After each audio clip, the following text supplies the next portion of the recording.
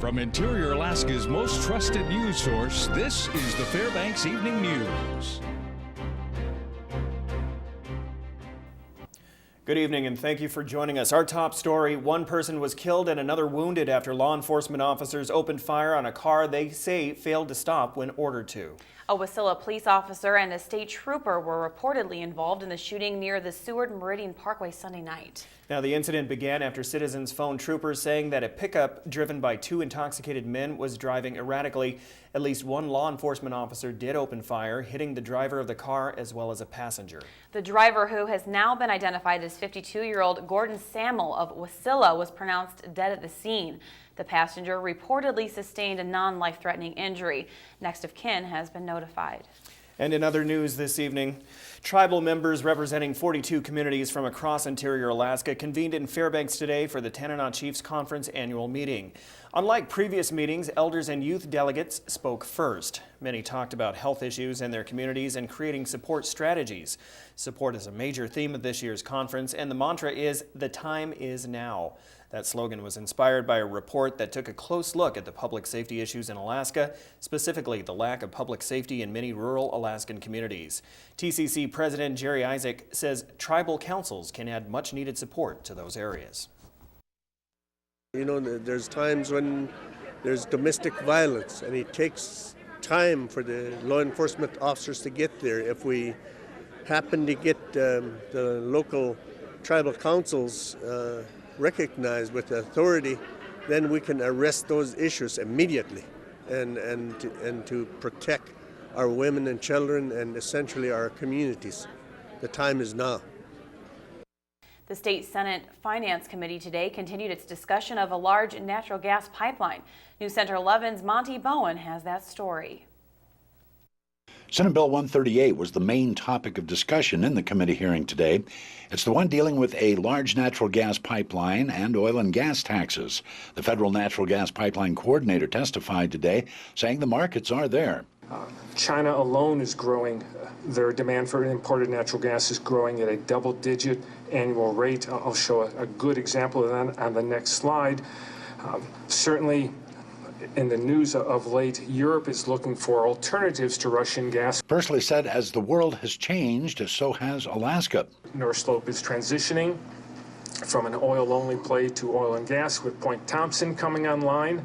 That'll provide 25% of the initial gas for this project. And more significantly, I think, and I've never seen the availability of this kind of money before for the Alaska LNG project. You have producers, and it appears the state are willing to put up serious money to see if this project can work. People have talked about it before, but never been willing to spend that much. Personally said it could be that all the right elements are there to make a project work this time. For Alaska gas, I guess Alaska could be at this time, I call it a victor of circumstances, where things are working out in our favor finally after waiting 40 years for a gas line. Senate Finance will continue work on the bill this week. Monty Bowen, News Center 11. University of Alaska students testified today that they don't want guns on campus. University of Alaska Fairbanks student Regent Courtney Enright tells the Senate Judiciary Committee that 70% of the students' calls she received were against Senate Bill 176, which would allow concealed firearms on campus. She says students are concerned about protecting the learning environment. She also says students believe the university is a high-stress environment and that they are concerned about firearms and the high rate of alcohol use on campus. The bill remains in committee. All right, Daryl, when we come back, a change is suggested in the hiring of a new principal at a local elementary school. Also, we talk about another organization within the United Way of the Tanana Valley. Those stories are next. Stay with us. And welcome back to the Fairbanks Evening News. After receiving advice from lawyers, a proposed change has been made in the hiring process of a new principal at Denali Elementary School. The Fairbanks North Star Borough School District received the awaited legal advice and has decided to require Superintendent Pete Lewis to form a parent-staff committee in the hiring of a new principal at the school. According to a memorandum agreement between the superintendent, school board, and the Fairbanks Principals Association, the newly formed committee would allow the superintendent to serve on the board, along with 3 parents, a Fairbanks Native Association member, 2 non-building administrators, and the building staff selected. The memorandum suggests the committee be implemented for all principal selection processes until the FPA contract expires in 2016. The Fairbanks North Starborough School District School Board will meet next Tuesday, tomorrow, March 11th. Electing a new president for the Tanana Chiefs Conference is a main item on the agenda for the Board of Directors. Jerry Isaac has fulfilled term limit, and the new president will be elected and sworn in Thursday. Isaac says tribes have always chosen their leader, and he's honored the tribes chose him to serve for 8 years. I'm hopeful that the relationships that we build with other interest groups get, is maintained by TCC, and the continuous hard work required is met with a bright spirit that there is yet so much to do. At the urging of an area resident, the city mayor is pushing a resolution concerning the 2011 earthquake in Japan. Douglas Yates says that the state is taking what the federal government says as a fact and is doing little of its own science to follow up. The earthquake hit Fukushima and destroyed the nuclear power plant, releasing radiation into the air and the ocean. Ocean currents carried tons of debris from the quake to Alaska's shorelines. Fairbanks City Mayor John Eberhardt introduced a resolution for City Council to consider after hearing from Yates. But basically what we're asking for is that the state immediately start testing Alaska seafood and its waters to determine the amount and location of radioisotopes leaking from Fukushima, both through the air and through seawater. The federal government has made a blanket statement that there's no reason for concern and that they will not do any radiation testing. It's time once again to focus on another one of the 20 agencies that make up the United Way of the Tanana Valley. Tonight, News Center 11's Mike Schultz spotlights Access Alaska. Access Alaska has been in the Fairbanks area since 1984. The mission of Access Alaska is to encourage and promote the total integration of people who experience a disability and Alaskan seniors to live independently in the community of their choice. Kathy McCarthy is the Director of Independent Living at Access Alaska, and she says funds that she receives from the United Way of the Tanana Valley is utilized in many different ways. The United Way money that we receive, we use to support consumers with adaptable equipment. We use it to support home modifications for the elderly and for people who need to make their own home accommodations accessible. So good examples are grab bars in the shower. We have money we have put towards adaptable equipment such as toilet risers and walkers and things that people may use because they come to disability for a brief period of time after a stroke or an accident. I asked Kathy what was her proudest moment with Access Alaska. She was quick to respond to a recent incident. One of our young consumers, he testified for himself, talking about that Access had taught him the skills to have a job, to get a job, to problem solve at work. He had learned how to pay his bills, balance his books, and pay his taxes. And after extensive medical debt, he has paid it himself and he is debt-free. I am most proud that he has learned on his own what he needed to be independent, to be someone who experiences disability, and to be a vital, important part of our community. The United Way campaign will soon be ending, but there's still time for you to donate, and remember, all donations remain in the community. Mike Schultz, News Center 11. Daryl, lots of big things happened in sports. Yeah, it was fantastic for the UAF. We're not going to spoil it. Joe's next. The sports. He has that full weekend recap of interior sports, including hockey. Did someone say hockey? Hockey, that's right. Stay with us.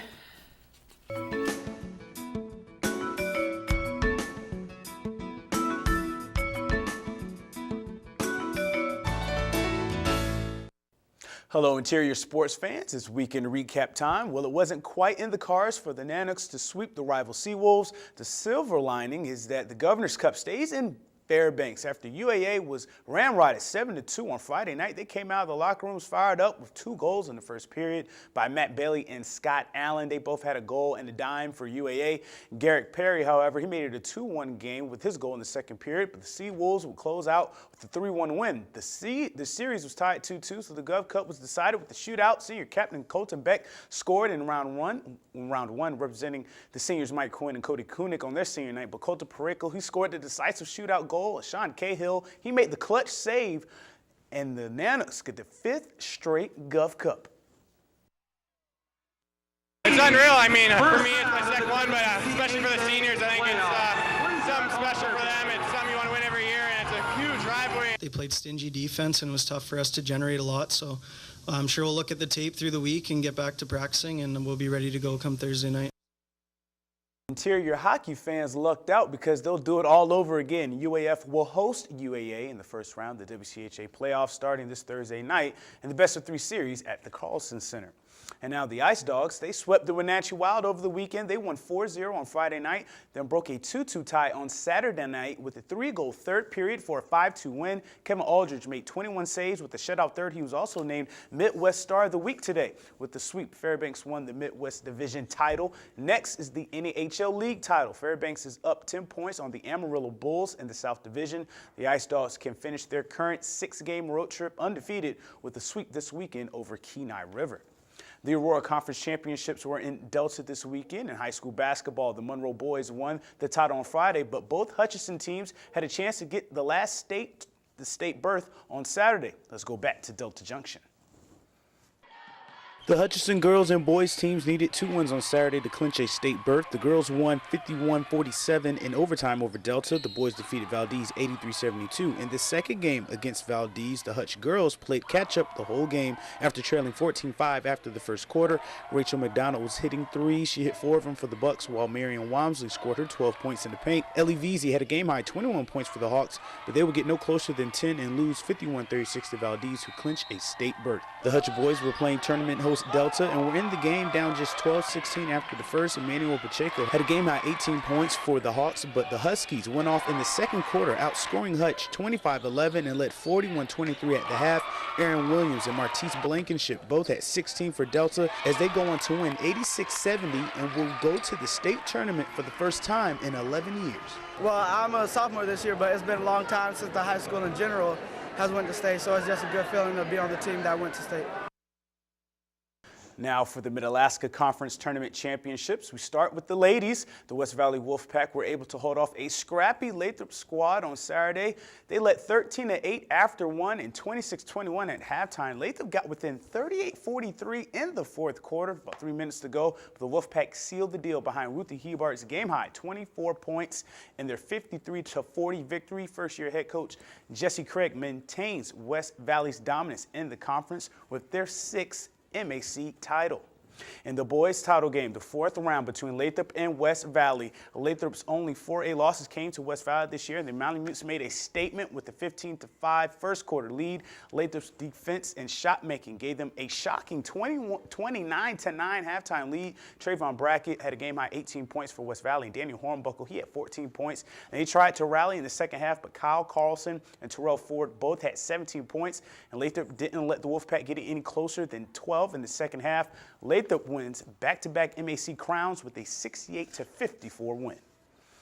With one checkpoint remaining before Nome, which is about 77 miles away from White Mountain, the Iditarod, which has been fluid at the top throughout, is getting tight. Past champions and heavy contenders have emerged in the top 5. Jeff King has a slight lead over Ali Zirkle. The Seavies have rallied. The 2012 champ Dallas is 3rd, while his father Mitch, the defending champ, is 4th. Jor Olsom rounds out the top 5. The next checkpoint is safety, then the finish in Nome. We end tonight's sportscast with the I-5, the interior top 5 plays. Let's check out this week's top plays. At number 5, the defense from Lathrop's Terrell Ford with the block and stare down on Daniel Hornbuckle. Matumbo finger-waving type of play as Lathrop wins the MAC title over West Valley on Saturday. At number 4, nice steal and scoop for Scooter Bynum, who gets his 4th straight tournament MVP, and the Rams get 4 straight Aurora Conference titles. The senior class goes undefeated in conference games. At number 3, Martise Blankenship with the nice reverse layup in the Huskies' 86-70 win over Hutch to punch their ticket to state for the first time in over a decade. At number 2, Sean Cahill's crucial save in the UAA versus UAF shootout on Saturday night to clinch the Nanook's 5th straight Gov Cup. And at number 1, Cody Koenig, the senior center, went off, scoring 4 goals in UAF's 7-2 blowout win over UAA on Friday night. The win secured home ice in the first round of the WCHA playoffs for the Nooks. To select the play of the week, just go to the KTVF Facebook, YouTube, and Twitter pages. Email Joe Cook at KTVF11.com and tell us which one is the play of the week. The play of the week will be revealed this Friday.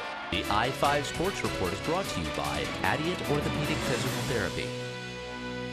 And that's a wrap for sports, but your full weather forecast is next, and we'll catch you next time. Hello, everyone. Hope you had yourself a good weekend. Welcome back into the Fbx Evening News. Mike Schultz once again talking about the weather, and it's going to warm up dramatically. We're talking about temperatures could be near 40 degrees by Thursday, and then cooling off a little bit on the weekend, but still very, very much warmer temperatures than we've been looking at over the last couple of weeks. Photograph for night. This was sent by Martin Gutowski.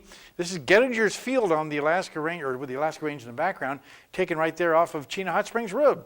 And again, you can see the range in the background. Nice shot there. Again, photos, if you have any photos, send them to photos at KTVF11.com. What's going on at the airport right now? 12 degrees. That's our high for the day. The low last night, 20 below. Record high, 1992, up to 50 degrees that day. The overnight low, 41 below in 1930 for the record low. Sunrise and sunset, 11 hours and 16 minutes, a gain of 7 minutes from yesterday.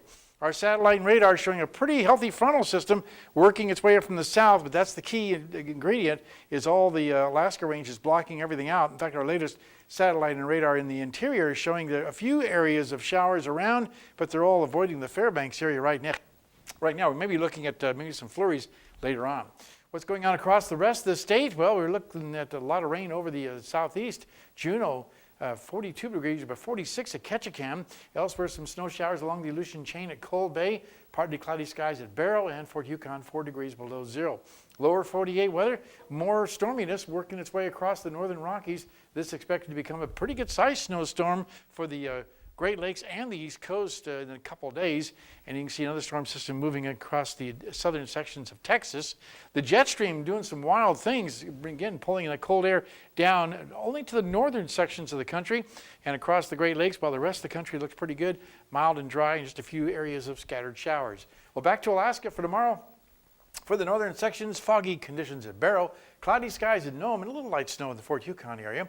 Here in the interior, the big news is more winds gusting highs 50 miles an hour in the passes and down around the Delta Junction area. The temperature is very warm, 38 at Haley. Over southeast Alaska, showers in Juneau, but heavy rain expected at Ketchikan. While out to the southwest, it looks like, for the most part, periods of light snow for Cold Bay and Bethel, rain and snow at Kodiak Island. And over the south central regions, look at this forecast. Rain showers at Anchorage, mixed showers in Homer, and 10 inches and more expected in the Valdez area for a lot of snowfall there, especially in the pass, Thompson Pass. Okay, a new week, time for, once again, some more kids. This one time we're going to Badger Road Elementary School. Here's a young lady with a story. It all started when I woke up from sleeping on the couch in my downstairs living room. I did not want to be disturbed while sleeping. Nope, not at all.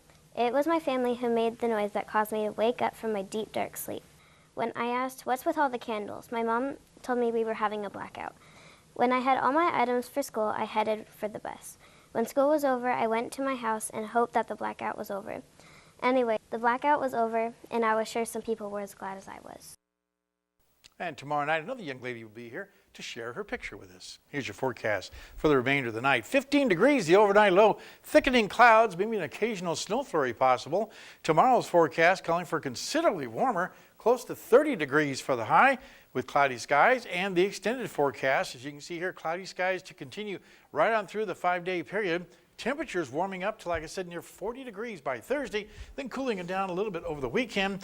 And overnight lows also warming up, always above zero. In fact, 20 degrees above zero for Wednesday night, and then cooling down a little bit after that. But Wow, warm temperatures too. That is really nice. Yeah. And tomorrow night is canned food night at the ice park. So get your cans together and go over there and have a good time with the whole family.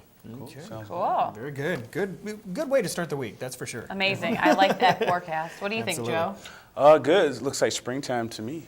Yeah. I know. So you're getting springtime. Except we have to get you on the slope before spring. Yes, we do. That's right. We're going to remind you I'm every not week. going to let you look. I'm not letting you live that down. Also, quick reminder, we'll have Golden Heart Conference results and also the all-conference teams on high school basketball tomorrow as well. Oh, very good. Cool. All right. I don't have any reminders. Nope, so we'll end it. That'll wrap up this edition of the Fairbanks Evening News. We are glad you could join us. Tonight on NBC Nightly News, as the search expands, the leading theories about what might have happened to Malaysia Airlines Flight 370. Stick around because that's coming up next with Brian Williams. You can join us here 6 days a week at 6 and 11 or online anytime at webcenter11.com. And that will do it from all of us here at the News Center. Hope to see you back here at 11. Have a good evening.